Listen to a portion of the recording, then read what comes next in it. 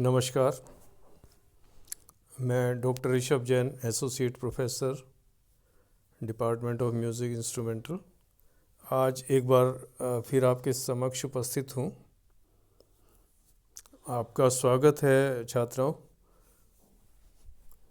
आज जो BA first year का हम लेसन देंगे आपको, बीए फर्स्ट ईयर में जो थ्योरी पेपर फर्स्ट है उसका यूनिट थर्ड हम डिस्कस करेंगे। पारिभाषिक शब्दावली, कुछ जो सांगीतिक शब्द हैं उनकी परिभाषाएं आपको समझाएंगे। तो उसके अंतर्गत आज हम सप्तक और उसके बाद राग, इन दो शब्दों के बारे में चर्चा करते हैं। सप्तक शब्द की चर्चा करते हैं। देखिए, ये आप थ्योरी के अतिरिक्त प्रैक्टिकल में भी इसका प्रयोग किया जाएगा। सप्तक शब्द को ध्यान से सुनिए और समझिए, इसका अर्थ क्या है। सप्तक, जैसा कि नाम से ही प्रतीत हो रहा है,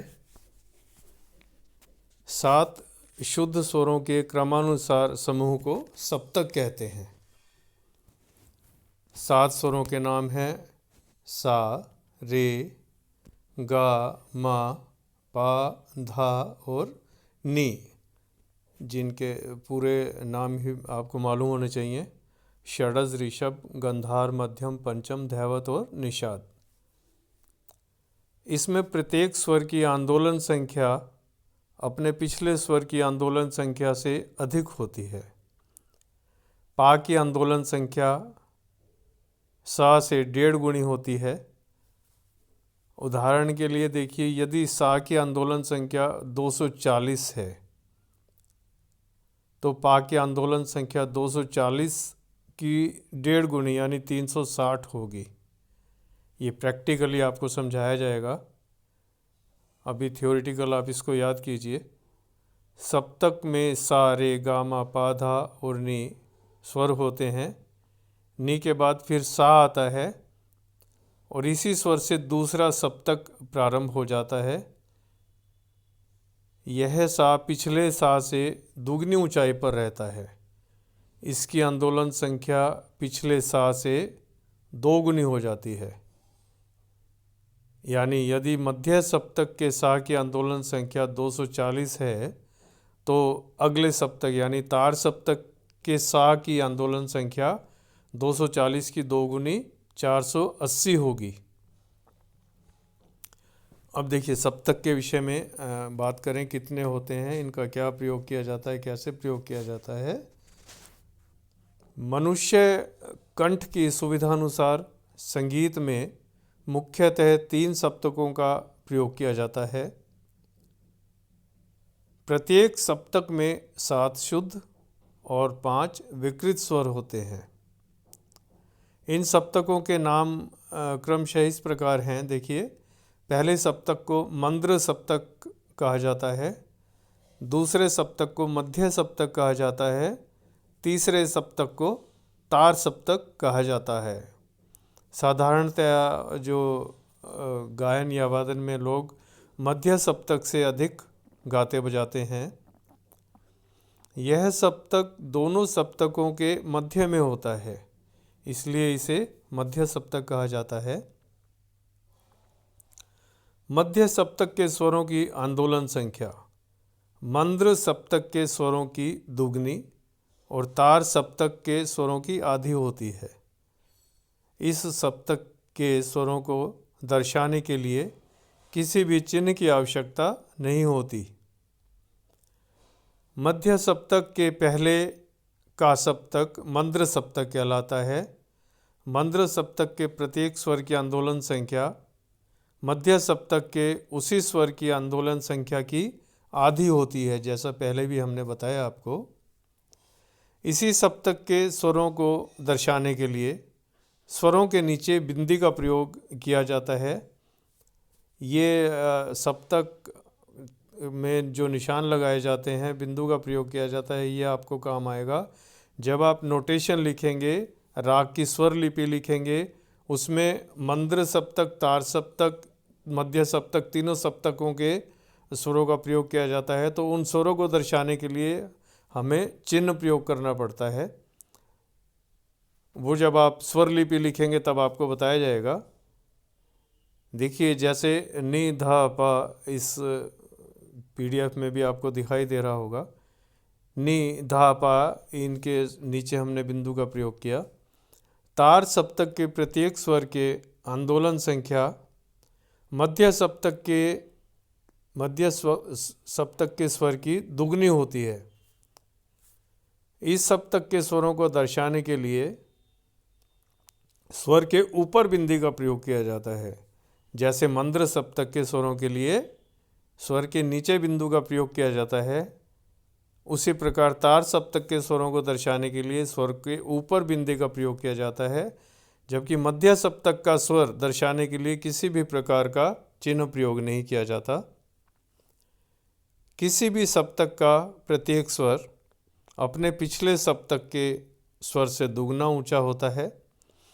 उदाहरण के लिए मध्य सप्तक के प की आंदोलन संख्या मंद्र सप्तक के प से दुगनी तथा तार सप्तक के पा की आधी होगी। सप्तक से थाट और थाट से रागों की रचना मानी गई है। इस प्रकार ये सप्तक की परिभाषा है, तो आप इसको पढ़ें और इसको हम प्रैक्टिकल की क्लास में आपको समझाएंगे। इसके पश्चात दूसरा जो पारिभाषिक शब्द है राग, हम राग की चर्चा करते हैं। देखिए राग शब्द की चर्चा करते हैं। ये भी पेपर फर्स्ट का यूनिट 3 का एक पार्ट है। देखिए राग शब्द का प्रादुर्भाव प्राचीन काल में ही हो चुका था।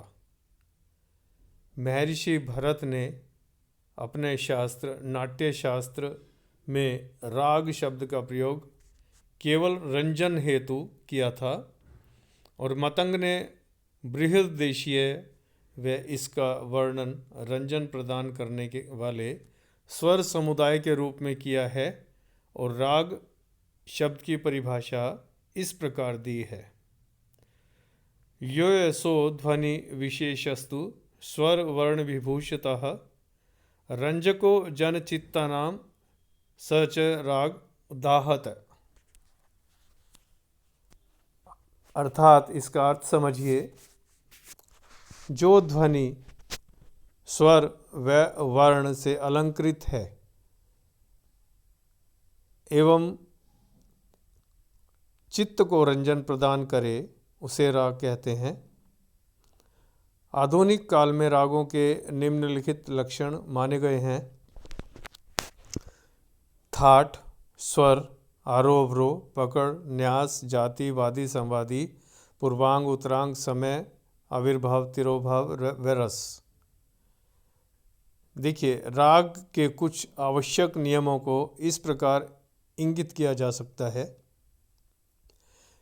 ये जो हमने ऊपर बताए हैं आधुनिक काल में रागों के लक्षण, इनकी परिभाषाओं से भी आपको अवगत करवाया जाएगा।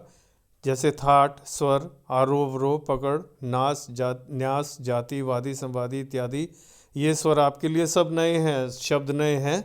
तो सभी शब्दों का आपको परिभाषित किया जाएगा, तभी आपको समझ में आएगा कि थाट क्या है, आरोह अवरोह क्या है, पकड़ क्या है, वादी संवादी इत्यादि क्या है। इन सब के बारे में आपको बताया जाएगा।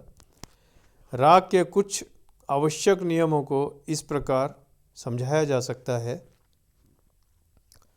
नंबर 1, प्रत्येक राग की उत्पत्ति किसी न किसी थाट से मानी जाती है। थाट शब्द की चर्चा हम पहले भी कर चुके हैं, प्रैक्टिकल की क्लास में एक बार फिर आपको बताएंगे। नंबर 2, राग में कम से कम 5 और अधिक से अधिक 7 स्वर हो सकते हैं। नंबर 3, प्रत्येक राग का थाट, वादी संवादी, जाति, आरोह अवरोह, गायन समय, चलन तथा प्रयोग किए जाने वाले स्वर निश्चित होते हैं। नंबर 4, राग का प्रमुख वादी स्वर, राग का जो सबसे महत्वपूर्ण स्वर होता है वादी, उससे कम प्रमुख संवादी, जो राग में लगने वाले स्वरों से वादी स्वर से कम महत्वपूर्ण तथा दूसरे अन्य स्वरों से अधिक महत्वपूर्ण हो वह संवादी स्वर कहलाता है। तो इसकी परिभाषा इस प्रकार है, राग का प्रमुख स्वर वादी, उससे कम प्रमुख संवादी तथा अन्य स्वर अनुवादी कहलाते हैं। राग की रंजकता को बढ़ाने के लिए कभी कभी विवादी स्वर का भी प्रयोग किया जाता है। विवादी स्वर जो कि राग में वर्जित हो, राग में नहीं लगता, उसको विवादी स्वर कहते हैं। लेकिन कभी कभी उस स्वर से राग में रंजकता आ जाती है तो उसका प्रयोग भी कर लिया जाता है। राग का वादी स्वर सप्तक के पूर्वांग में है तो संवादी स्वर उत्तरांग में होता है।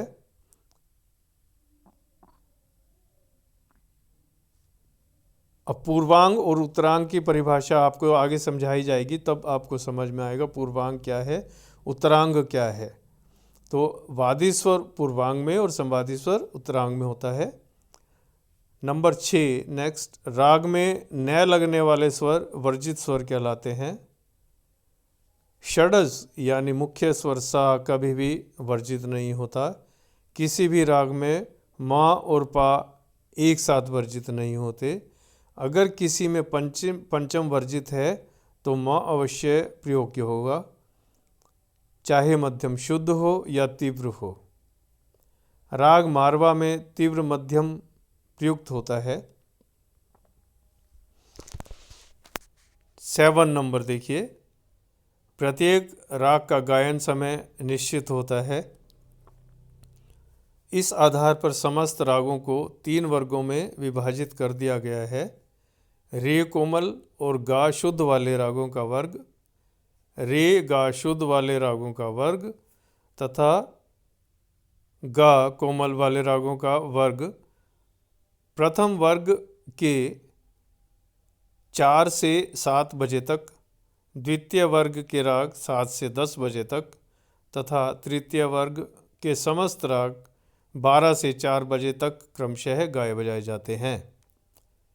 किसी भी राग में शुद्ध निषाद वादी और तीव्र मध्यम वादी अथवा संवादी नहीं माना गया है। केवल वादी को संवादी और संवादी को वादी मानने से राग का समय, चलन और स्वरूप बिल्कुल बदल जाता है। ये सब चीज़ें आपको प्रायोगिक जो प्रैक्टिकल की क्लास होगी उसमें समझाई जाएंगी। अभी आप सिर्फ इन चीज़ों को याद करें, समझें। अगर कोई क्वारी करनी है तो आप व्हाट्सएप पे क्वेश्चन पूछ सकते हैं, उसका आंसर दिया जाएगा आपको। तो अभी हमने सप्तक के बारे में और राग के बारे में चर्चा की। आप उसको पढ़ें, समझें और याद करें। उसके बाद नेक्स्ट क्लास में आपसे फिर मुलाकात होगी। तब तक के लिए thank you, so nice of you.